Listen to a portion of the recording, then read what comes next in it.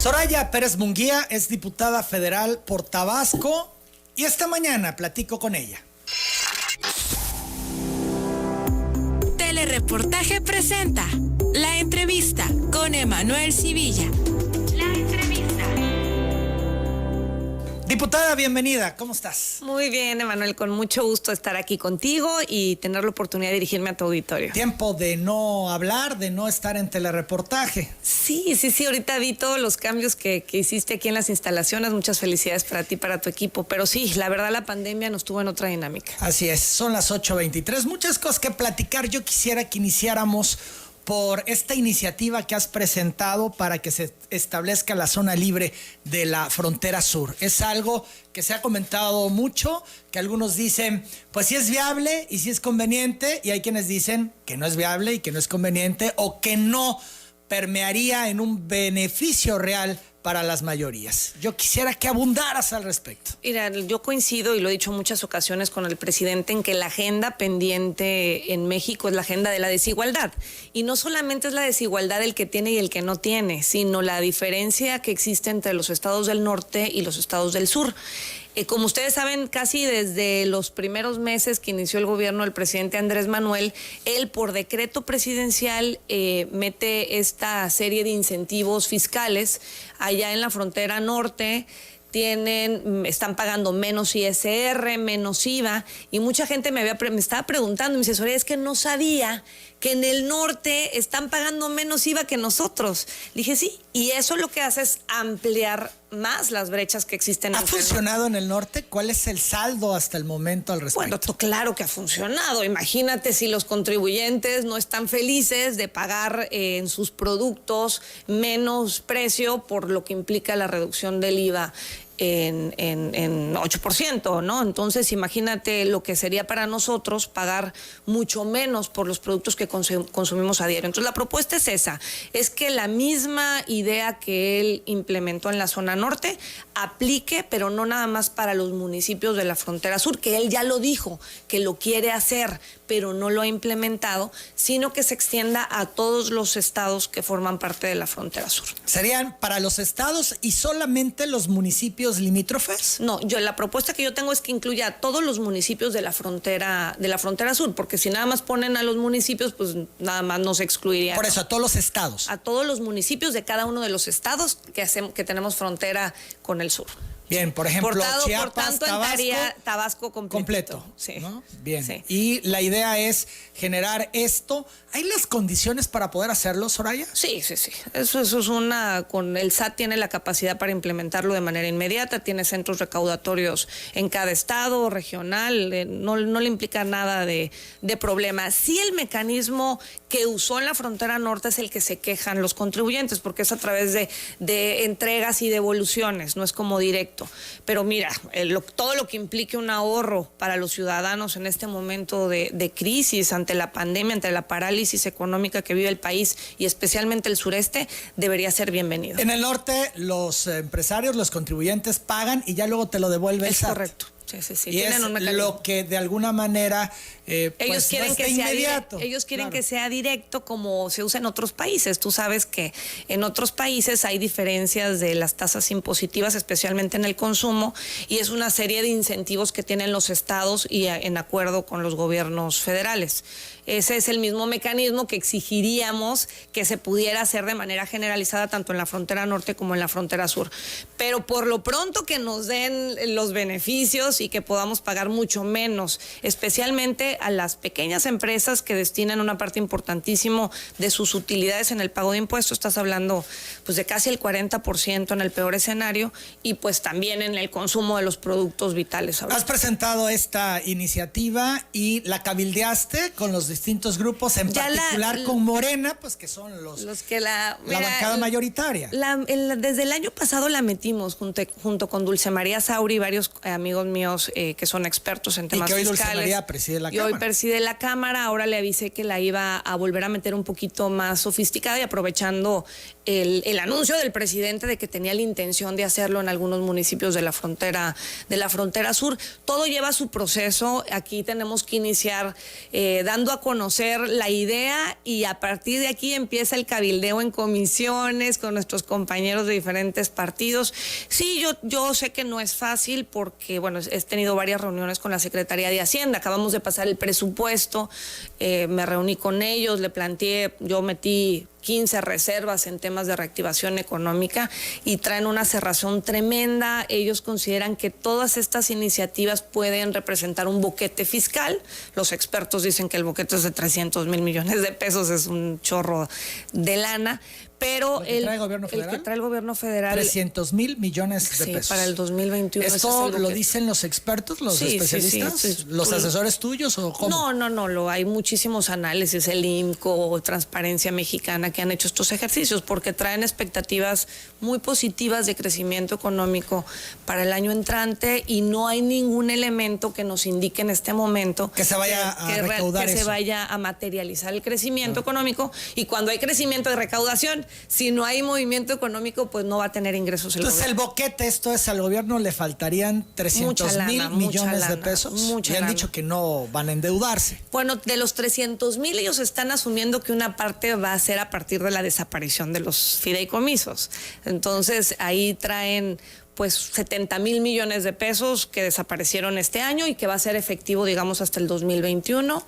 Y traen otros fideicomisos que yo he solicitado varias veces, que son los que no tienen órgano de gobierno, que no sabemos de cuánto dinero estamos hablando todavía. Entonces van a empezar a comer lo que queda, porque acuérdate que ya los ahorros del gobierno ya se los acabaron.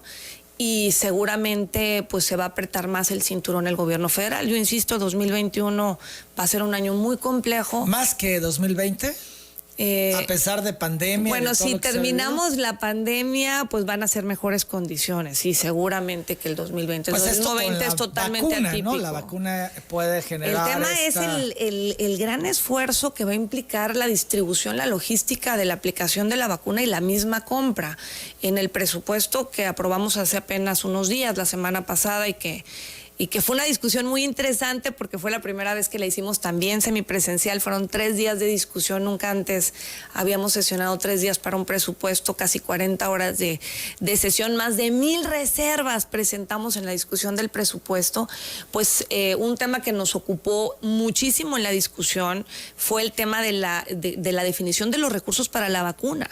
Y lo que pueden ver en el presupuesto que está aprobado ya en Cámara de Diputados es que no hay un recurso específico para la compra de vacunas, ni siquiera el Fondo de Salud que desaparecimos también hace un par de semanas, que desapareció Morena, los 33 mil millones de pesos, están en la bolsa general del gasto. Pero ¿y de ahí no lo pueden tomar? No, ya el gasto ya se aprobó, ya está distribuido en todos los programas. O sea, no hay un recurso específico para distribuir la vacuna. Incluso el Sistema Nacional de Vacunación trae menos lana que este año. Que no tenemos la vacuna y que tuvimos problemas muy serios en otras más, y que bueno, lo tienes ahí, ha sido muy público la problemática de vacunación de otras, ni la influenza hubo suficientes vacunas, ni otras vacunas que eran importantísimas para la ciudadanía. Entonces realmente eso es muy preocupante. Yo sé que eso va a implicar un enorme esfuerzo logístico y sin recursos pues va a ser más complicado. Son las 8 de la mañana, 31 minutos. Ayer los diputados aprobaron la reforma a la ley del Infonavit para usar créditos sin intermediarios y ahora va a pasar al Senado, pero pues es un avance porque en lo general y en lo particular se ha aprobado. Entiendo yo que hay temas en los que hay consenso y en donde están avanzando y cerrando filas. Sí, bueno, ayer fue una sesión prácticamente de consenso. La ley del Infonavit tuvo estuvieron de acuerdo los empresarios, los trabajadores y por supuesto el gobierno. Tiene muchas ventajas, en particular esa que van a ampliar los esquemas de financiamiento. Antes solamente era financiamiento para construcción de vivienda, para que te dieran una vivienda hecha. Ahora vas a poder construir y vas a poder comprar terrenos. El problema de la construcción es la autoconstrucción y los problemas que a veces deriva eso. Yo hice mucho hincapié en esa parte. Desafortunadamente no quedó en ley, pero las reuniones que he tenido con la gente del Infonavit me han asegurado que en las reglas que va a emitir y que vienen en el proyecto de reforma que se aprobó el día de ayer, van a incluir todas estas preocupaciones. Se consideran todas estas cosas. No están, pero pretenderán incluirlas. La preocupación es que no se tengan los cimientos correctos, que no la cuestión un director estructural. de obra, un supervisor, y claro, bueno, ante los muchos problemas de contingencias, de sismos que hemos tenido, a mí la verdad me preocupa muchísimo que sigamos proliferando la autoconstrucción sin supervisión de profesionales en México. El otro tema que me preocupó y lo dejé muy claro con los funcionarios del Infonavit son las finanzas del instituto. Hoy tenemos un instituto que es sano, que está proveyendo de servicios financieros a cientos de miles de mexicanos y tienen que tener mucho ojo en que este tipo de mecanismos, porque si no ponen las reglas de supervisión adecuadas, puede ser que usen los créditos para cosas diferentes a la vivienda, para desarrollos que no están planeados, que pueden contribuir al desorden urbano que tanto nos ha costado. Y mira, el problema de las inundaciones en nuestro estado es parte del desorden urbano que tenemos. Entonces ellos tienen muy claro que todo eso lo tienen que incorporar en las reglas específicas y por tanto también cuidar la solidez financiera de nuestro instituto. Han cambiado las cosas en San Lázaro, Soraya, ya a 2 años tienes pues elementos para poder decir, pues tú has estado por mucho tiempo en este tema de la vida pública, sabes cómo se han hecho las cosas, cómo se están haciendo ahora. ¿Hay una diferencia significativa de cómo son las cosas hoy a cómo se hacían antes?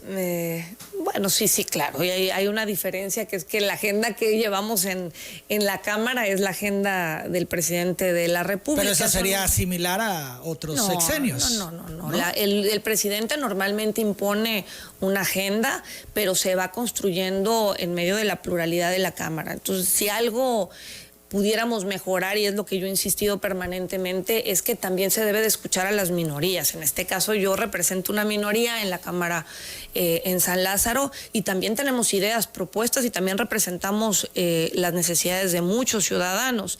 Y no ha sido muy fácil, digamos, más bien ha sido bastante complicado permear ideas, propuestas y otras iniciativas. Yo la verdad he ido avanzando. Recién me aprobaron una iniciativa que me costó pues más de 1 año de trabajarla, que es el tener un consejo fiscal en México. Es una recomendación internacional y afortunadamente la sacamos por consenso de los coordinadores parlamentarios y prácticamente todos los partidos políticos, pero tomaron de base mi iniciativa. Viene una segunda parte que es reglamentar el consejo fiscal, pero así como este ejemplo he ido sacando cosas con mucho trabajo, pero no se requiere mucha más apertura por parte de la mayoría. Ese es mi sentir, porque no toda la agenda del presidente en la manera como la quieren ellos implementar es conveniente para el país. Y si no, ve la ley Nieto. La ley Nieto me parece que va a regresar a Cámara de Diputados. Todavía en este momento, como le hicieron modificaciones en Senado, va a regresar, pero es de nuevo una ley que implica terrorismo fiscal, que no apuntala al crecimiento económico, que asusta a nuestro sector empresarial, y no nada más a los grandes, porque pareciera que cuando hablas del empresario, pues hablas de una gente pues acá de traje, que viaja en su avión privado, pero el 90% de los empleos de este país no son de grandes empresarios, son de pequeños, pequeños y medianos empresarios que están sufriendo también las consecuencias de congelamiento de cuentas, de embargos sin ninguna justificación, en fin, cosas terribles. Yo la verdad con la ley Nieto estoy convencida que si pasan diputados en los términos en los que se aprobó en Senado, voy de nuevo a pedirle a la Comisión Nacional de Derechos Humanos que inicie una investigación, se pronuncie sobre una posible inconstitucionalidad de esta ley, porque le estarían dando facultades extraordinarias a Hacienda a través de la Unidad de Inteligencia Financiera por encima de nuestros órganos jurisdiccionales, por encima de nuestros ministerios públicos, de nuestros jueces de control. Y eso es desarmar el sistema y el equilibrio de poderes en el país. Y si no procede por la Comisión Nacional de Derechos Humanos, porque pues evidentemente está cooptada en este momento por intereses partidistas, pues me la voy a aventar. Tal vez busque el 33% de nuestros diputados, que apenas si nos dan, los de la oposición apenas me dan 33.4% si todos firman, pero no quiero dejar de intentarlo. Ayer lo comenté con mi coordinador parlamentario, tenemos que buscar una acción de inconstitucionalidad porque no podemos seguir atentando contra el crecimiento económico en México. Entonces, en la Cámara de Diputados, esta ley Nieto puede complicarse, puede frenarse. Si pasa, tenemos un mecanismo que es la acción de inconstitucionalidad, porque va a pasar, porque para pasar se requiere mayoría simple. Y recuerden que Morena en la Cámara de Diputados tiene 251 diputados, 251 diputados. O sea, ellos solitos hacen quórum, ellos solitos aprueban las leyes. En donde se les complica un poquitín es en los temas constitucionales porque se requiere mayoría calificada.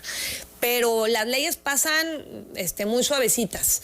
Entonces lo que me queda es solicitarle a la Comisión Nacional de Derechos Humanos que se pronuncie sobre su inconstitucionalidad o buscar que 1/3 de los diputados en la Cámara de Diputados exija a la Suprema Corte de Justicia una revisión sobre la inconstitucionalidad. Ya lo ha hecho la presidencia de la mesa, recordarás que lo hizo Laura Rojas en su momento. O sea, digo, sí se puede hacer, es complicado porque requiere que cada uno de los diputados de la oposición firme, pero hay que intentarlo, porque insisto, nuestra preocupación debe de ser México, México y siempre México. Las 8:38, ayer también el Senado aprueba el tema de la marihuana para uso lúdico, recreativo, científico, médico, va a San Lázaro. ¿Cuál es tu posición al respecto? Mi posición personal, que mi partido pues ha tenido varias posturas y lo ha debatido, pero mi posición personal es: yo no estoy de acuerdo.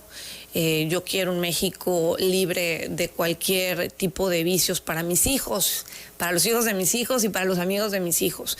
Y me preocupa un tema: lo que se aprobó el día en Senado ayer de cannabis implica que tú puedas tener alrededor de 30 cigarros de marihuana sin que haya ningún problema por persona.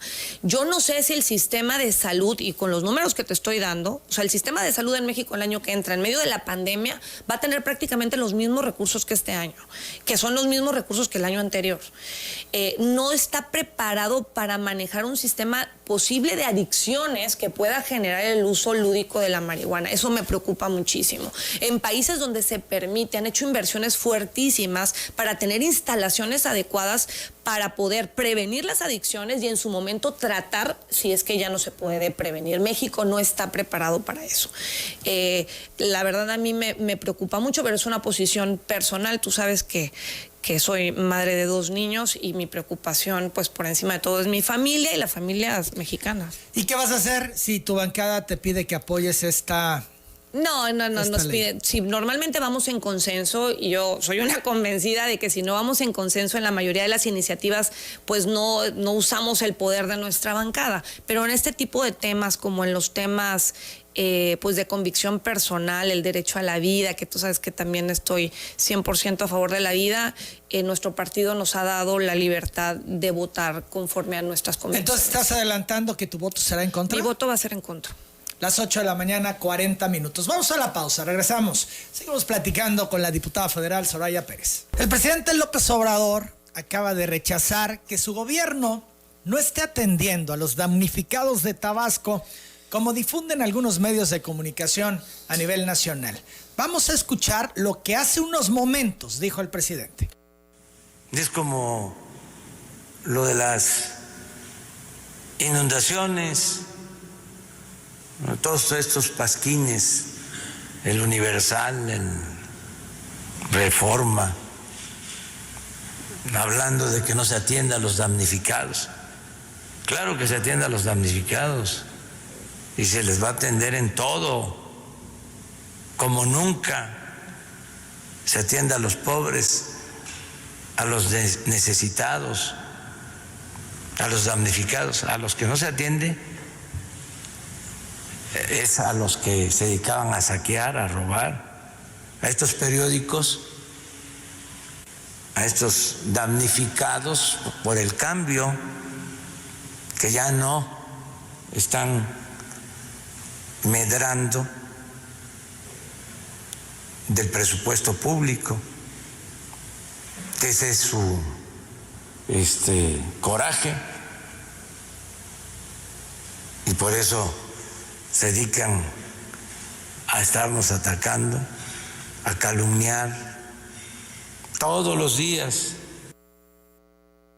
8 de la mañana, 45 minutos. Diputada, dice el presidente que por supuesto que se está atendiendo a los damnificados de las inundaciones, no a los damnificados de los privilegios y de los grandes negocios. Mira, yo te voy a decir mi experiencia, Emanuel, no soy gobierno, tú lo sabes, soy una sencilla diputada federal que lo que ha hecho es extender los brazos y recibir toda la ayuda que me puedan dar y poder canalizarla a las áreas que veo, que me informo, están más afectadas. Pero logré juntar casi 10 toneladas de ayuda hace algunas semanas, cuando la primera inundación, y visité los 5 albergues más necesitados según Protección Civil, y de los 5 albergues, 3 albergues, la ciudadanía me expresó ahí y yo hice un oficio en ese momento al secretario May para informarle lo que yo estaba viendo. Playas del Rosario, la zona indígena de Jolochero, Río Seco, no habían sido censados, y algunos que habían sido censados no fueron entregadas las ayudas correspondientes. El día de ayer, con otro centro de acopio que instalé hace unos días para esta segunda contingencia, tuve la oportunidad de ir a las zonas bajas de Nacajuca, y la condición es realmente muy lamentable. Tampoco está presente Protección Civil ni la Guardia Nacional, tampoco han sido censados, y yo lo que he exigido, y lo hago de una manera respetuosa porque sé que estamos todavía en medio de la contingencia, es que este censo que va a iniciar el lunes sea transparente y sea distribuido de una forma realmente equitativa. Varias cosas, pero me interesa mucho esto que dices. ¿Cómo hacerlo transparente? O sea, tú pides que sea transparente. ¿En sí qué estás pidiendo? Bueno, ¿que se haga cómo? Por lo pronto que nos digan cuáles son las zonas que van a censar. Ahorita dijeron que van a censar todas al las mismo que se han tiempo. inundado. Bueno, pero ya pasó una vez. Dijeron que habían 600,000 damnificados y solamente entregaron apoyos a 30,000 familias. Dijeron que iban a dar un apoyo para la vivienda, y hasta este momento no nos han clarificado cómo y cuál va a ser el mecanismo del apoyo para reconstrucción de viviendas. Ahora están hablando de un nuevo censo de 300,000 familias que inicia el próximo lunes de forma simultánea, casi 2,000 comunidades. Todavía no han informado cuál va a ser el plan de trabajo, quién empieza, quién sigue. Afortunadamente ya no van a ser nada más los servidores de la Nación, que yo en un punto de acuerdo en la Cámara de Diputados lo expresé, porque los servidores de la Nación, con todo respeto, son personas de bienestar social que no tienen la capacidad para identificar quiénes sí y quiénes no realmente están afectados. Y además, recordarás que esos censos se hicieron Soraya, antes. pero si van por casa y estás viendo que está inundada, pues ahí, ¿no? Pues no hay pierde. Pues eso se te hace muy fácil, pero eso no fue lo que pasó. Si tú le preguntas a la gente, como yo que he estado con ellos, te dicen que a una casa le dieron el apoyo y a la que sigue no le dieron el apoyo. Entonces, ¿qué pasó? Esa es mi pregunta. Yo pedí los padrones por transparencia. Yo pedí los padrones de las comunidades beneficiadas por un exhorto en la Cámara de Diputados, y eso es lo que yo pido, que transparenten los métodos, los mecanismos. Me gusta que hayan decidido que ahora va a acompañar Protección Civil y Guardia Nacional estos censos que empiezan el lunes. Lo que yo pido es que se haga de manera equitativa. Si toda la calle se fue al agua, que a toda la calle se le entregue.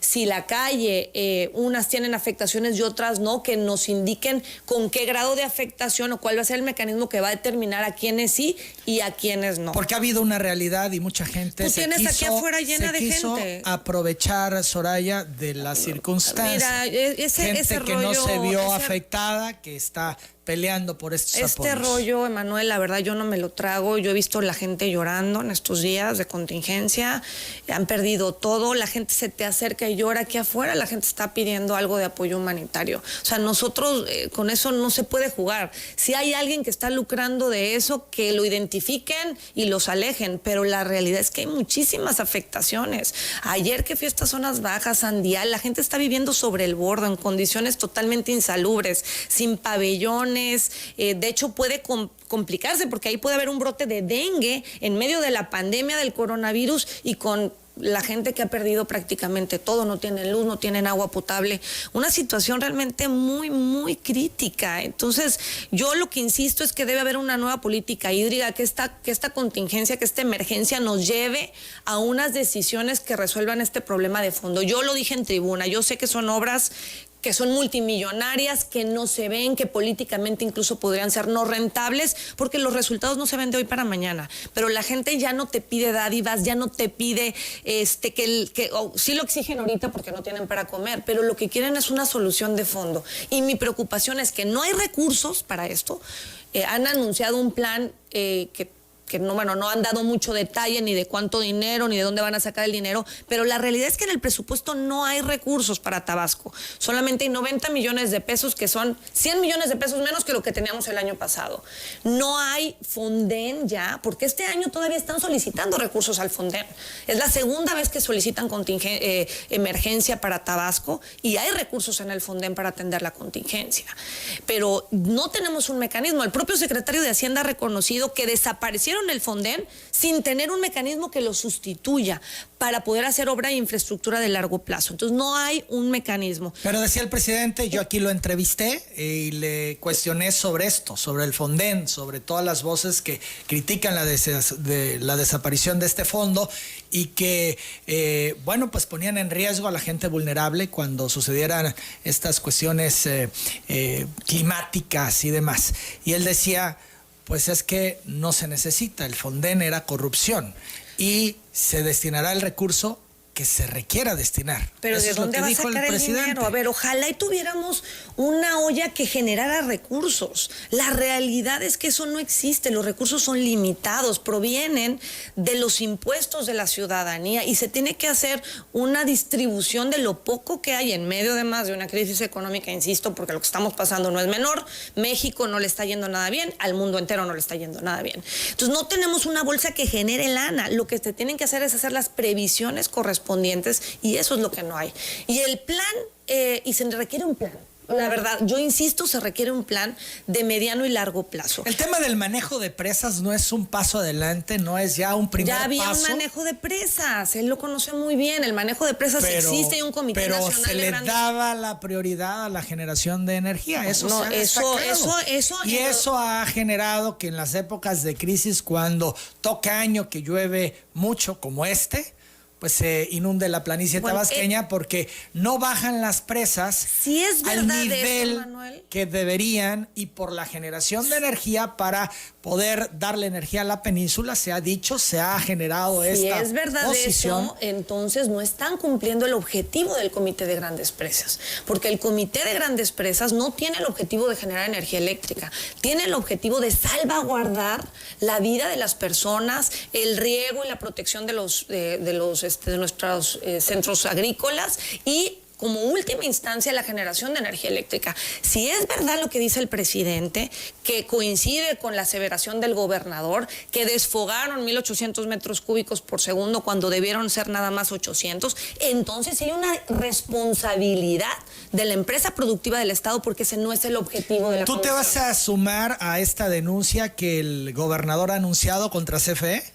A ver, no tengo forma de sumarme porque no tengo el mecanismo como diputada de hacerlo, pero si lo tiene que hacer el gobernador, por supuesto que estoy de su lado. Vaya, un respaldo público. Estoy de su lado. Si se comprueba que CFE instruyó el desfogue de 1,800 metros cúbicos, que no los hemos tenido en otras ocasiones, contra 800, por supuesto que debe haber una consecuencia, porque la realidad es que esas 600,000 personas damnificadas no recibieron apoyo y pues ahí debería estar la empresa productiva del Estado dando y resarciendo el daño, como cualquier empresa que tiene un derrame, que tiene una afectación, tiene que pagarle a la ciudadanía. Y eso no es estar del lado, porque muchos dicen, es que está del lado del gobierno. A ver, es estar del lado de lo que es la realidad, de lo que es lo correcto y del lado de los ciudadanos. Son las 8 de la mañana, 54 minutos. Se va a presentar este plan próximamente. ¿Tú buscarás participar, integrarte? Yo lo he pedido desde antes de las inundaciones, Emanuel. Cuando empezaron las inundaciones en la refinería, que me preocupó, imagínate, la obra de infraestructura más grande del gobierno financiado con nuestra lana de los mexicanos, con dudosos estudios de rentabilidad, y se empieza a inundar una y otra vez.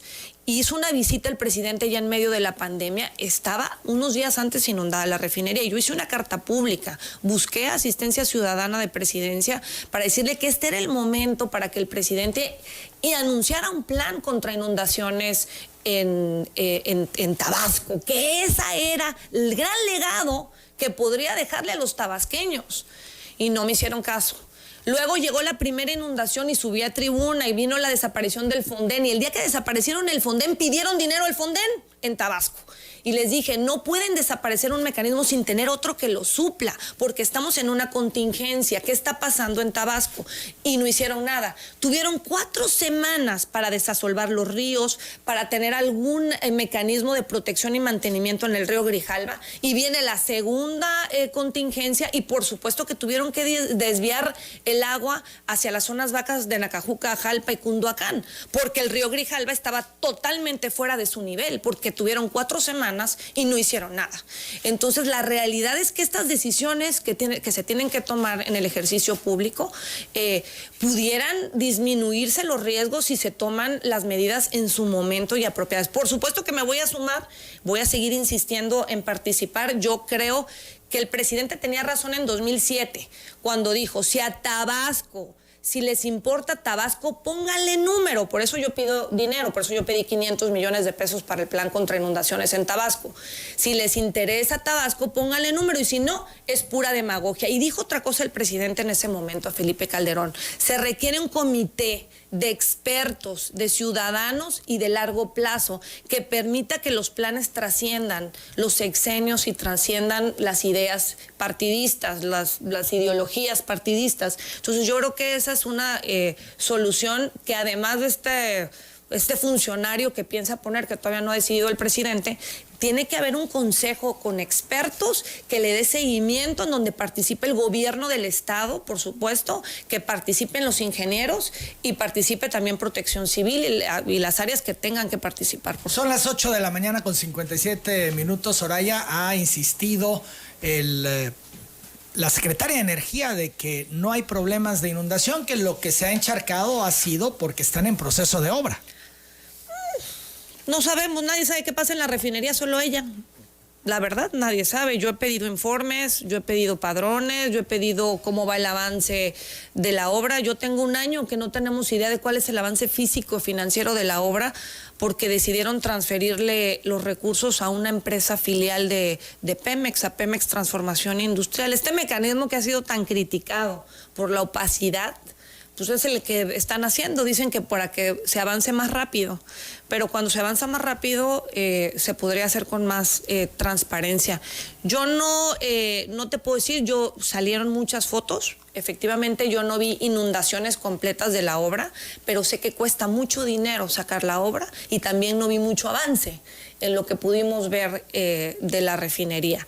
Que nos informe la secretaria es lo único que pedimos. Yo le incluí en el programa de trabajo de la Comisión de Energía que haya un informe permanente del avance de la obra, y que incluso nos permitan visitarla, ver, que tengamos reuniones de trabajo. ¿Por qué nada más los de Morena? Si los otros, que somos la oposición, tuviéramos información, hasta podríamos avalar la obra. Fíjate que la secretaria de Energía ha publicado un tuit, vamos a verlo, para la gente que también nos sigue en redes. Me dicen que ya estaba. A ver la foto, ¿la podemos ver? Gracias, cabina. ¿Será que en algún momento? Ahí está. Bueno, estas son fotos que ha publicado la secretaria de Energía, Rocío Nale, en relación a esta obra. Y también, bueno, ella ha dicho que son imágenes de la terminal marítima de Pemex en Dos Bocas, construida desde 1985, es decir, hace 35 años. Ahí también se construyó una plataforma, como ahora se hace con la refinería, y nunca se ha inundado. La nueva refinería está justo a un lado. Es lo que dice la secretaria de Energía, que argumenta y defiende que la construcción va sin mayores contratiempos y que no se inunda, Soraya. Ojalá, yo le quiero creer a la secretaria, pero que nos mande un informe detallado. ¿Por qué no ha mandado ningún informe a la Cámara de Diputados? ¿Por qué cuando hago una solicitud de transparencia me niegan la información? Si todo es tan evidente, pues que lo haga público. Son las 8:59, vamos a hacer una nueva pausa, regresamos. Hablamos de aspiraciones, ¿te parece? Volvemos. Son las 9:03 Seguimos en esta plática con la diputada Soraya Pérez Munguía. Soraya, primero que todo, ¿cómo van las cosas en el PRI Tabasco? ¿Se están haciendo bien y diferentes? Bueno, tenemos un reto importantísimo, pues iniciamos siendo oposición y ahorita se han ido consolidando cuadros, tuvimos la posibilidad de prácticamente nombrar todos nuestros sectores y organizaciones, volver a reintegrar toda nuestra estructura organizacional. Somos un partido de estructuras, están integrados todas las secciones de todos los municipios en nuestro estado. Eso es un trabajo titánico en medio de la pandemia y mi reconocimiento a mi presidente del partido, Dagoberto Lara, por ese esfuerzo extraordinario para sacar adelante a nuestro partido. Pero tienen tache con la transparencia. La página del PRI no está actualizada, yo lo he ventilado en algunas sí, ocasiones. no lo he visto, pero lo solicitaríamos. Dagoberto, él ha dado sus explicaciones, sigue pasando el tiempo y bueno, ustedes exigen transparencia, hablan de la transparencia y en relación al partido, pues no hay transparencia. Eso lo tiene que hacer. Yo me llevo la tarea para planteárselo de inmediato al presidente. Yo tengo una página totalmente transparente, pueden ver pues todo lo que es atención ciudadana, todas las iniciativas que he presentado, todas las acciones que hago. Mi eje transversal es la transparencia y la rendición de cuentas y eso es algo que se debe de asumir. En el comité las cosas están bien y te lo digo porque hace unos meses, en marzo, renunció Gabriel Pérez Lanz, que era el contralor, y ahora ha trascendido ya la renuncia que se dará en el transcurso de los próximos días de la secretaria de Finanzas del PRI, Maribel Hernández. Estos cambios que se van dando. A ver, Soraya, cuéntanos. No sé. ¿Qué está pasando? No formo parte de la dirección de mi partido, formo parte del consejo político, eso sí. Pero bueno, eso son decisiones que toma directamente mi presidente. Pero son renuncias. Pero si son renuncias es porque seguramente no se han ajustado una nueva dinámica. Traemos una dinámica muy fuerte de trabajo, no podemos hacer simulación, estamos frente a un proceso electoral muy importante, el más grande de la historia. Por cierto, también le quitaron dinero al INE en medio de la elección más grande de la historia, casi 900 millones de pesos, increíble. Pero bueno, nuestro partido tiene que ponerse a chambear, no hay de otra. Y en este momento no es tiempo de pensar en intereses particulares. Eso es algo que yo he podido ver en esta faceta que he tenido como política. Ya vi que no me quieres contestar la pregunta que todavía no te he hecho, pero bueno. Pero bueno, es un momento de pensar por el bien de Tabasco, por el interés de la nación. Se han aplicado. Ya parece que la alianza con PRD y PAN pues está prácticamente amarrada. Eso es un gran paso, es algo que buscaban ustedes para poder pues enfrentar a Morena en el 2021 con los resultados que ustedes esperan. Sí, yo siempre he estado a favor de la alianza. Yo reconozco que no es sencillo y el que ya se esté cocinando es un gran paso. Vemos a los dirigentes en una muy buena armonía, incluso a otros actores, no solamente del PRI, sino de todos los que están interesados en que se concrete esta alianza, en trabajarla, en que las cosas vayan resolviéndose. Por ejemplo, ya hay un avance, el avance de que el PRI ponga que aquí candidato en centro, que pudiera haber sido uno de los principales problemas. Y bueno, pues ya ese no va a ser un problema. No, mira, la alianza se hace bajo la premisa de que no podemos pensar, insisto, en intereses particulares. No es tiempo de pensar en el interés particular del PRI, en el interés particular del PRD o el interés particular del PAN. Necesitamos pensar en el interés de Tabasco. Pensando en Tabasco es que se arma este proceso que yo espero que se cocine y que se saque del horno, que es la alianza. El siguiente paso va a ser buscar a los cuadros más competitivos y representativos de cada municipio, de cada distrito, y que esté de acuerdo la alianza. Los métodos los están definiendo ellos, los dirigentes nacionales. Pero ya dijeron que el PRI pone candidato en centro. Porque están revisando quién tiene los cuadros más competitivos. Y si el PRI tiene cuadros competitivos en el centro, que es evidente que los tenemos cuadros como Manuel Andrade, como el químico Granier, pues eso pues se define automáticamente que el PRI tendrá quien tenga los perfiles con los cuadros más competitivos. Como el PRD pondría candidatos en la Chontalpa, que es también algo que ya se dice que va a ocurrir. Y que se tienen que buscar estos equilibrios, porque es evidente que el PRI no se puede quedar con todo, como el PRD no se puede quedar con todo. Y esa es la negociación que están armando nuestros dirigentes estatales. Yo la verdad lo celebro. Sé que no es fácil, sé que implica ser generosos, y ahí van avanzando muy bien, y la ciudadanía... Los veo muy optimistas, y la prácticamente dan por hecho, ¿no? Como que la ciudadanía lo está reconociendo, la ciudadanía yo creo que empujó esta alianza muchísimo, la ciudadanía pedía, exigía que nos juntáramos, y ha sido una respuesta de nuestros dirigentes estatales. Está en el proceso, yo les deseo mucha suerte, y en lo que yo pueda abonar estaré ahí presente para sumar. Pues se ve difícil que se pueda caer cuando pues notamos la disposición de los actores, ¿no? Por concretarla. No, yo no creo que se vaya a caer, todo lo contrario, se va a seguir consolidando y vamos a poder ser muy competitivos en 2021. Son las 9:09 a.m. Seguimos platicando con la diputada Soraya Pérez Munguía. Fíjate que Uldarico Canto es priista con más de 30 años de militancia. Él dijo que está reflexionando sobre el futuro de su militancia en el tricolor al señalar una serie de inconformidades. Por una parte dijo estar lastimado por no haber recibido una promoción política de su partido cuando ya están pensando en recurrir al reciclaje de chatarra política, así lo ha calificado, chatarra política, haciendo referencia a los últimos personajes anunciados como posibles candidatos a la alcaldía de Centro. Lo escuchamos. Lastima mi manera de pensar como persona, como una gente inteligente que siempre le ha contribuido a ese hecho político. Y en este momento, sin duda alguna, estoy en una etapa reflexiva, porque yo ya tengo más de 50 años y yo veo que otros ya vienen por la tercera vuelta, mientras en mi caso particular no es posible que el PRI no haya tenido una promoción política de mi persona. Y desde luego yo estoy viendo ahorita que están, sin embargo, ya con renovando chatarras políticas, ya gente que han sido alcalde, que han sido diputado, ya han sido 3, 4 veces candidato. Dijo no estar de acuerdo de que se esté proponiendo al químico Granier como candidato a la alcaldía de Centro, siendo que su gestión no representó una buena imagen política para el partido. No comparto finalmente la idea de que estemos ventilando la posibilidad de que el químico Andrés Granier Melo sea nuestro abanderado por parte del PRI, porque finalmente los resultados de su gobierno pues no fueron satisfactorios como imagen política de nuestro partido. Tampoco estuvo de acuerdo con la alianza que se pretende hacer con el PAN, ya que dijo que eso contraviene la ideología del PRI. Y yo veo de manera natural que, si bien es cierto que el PRI siempre ha sido su tendencia ideológica centro-izquierda, no veo mal de ninguna manera que el PRI pues haya finalmente logrado una extraordinaria alianza con el caso del PRD, porque es nuestra esencia centro-izquierda.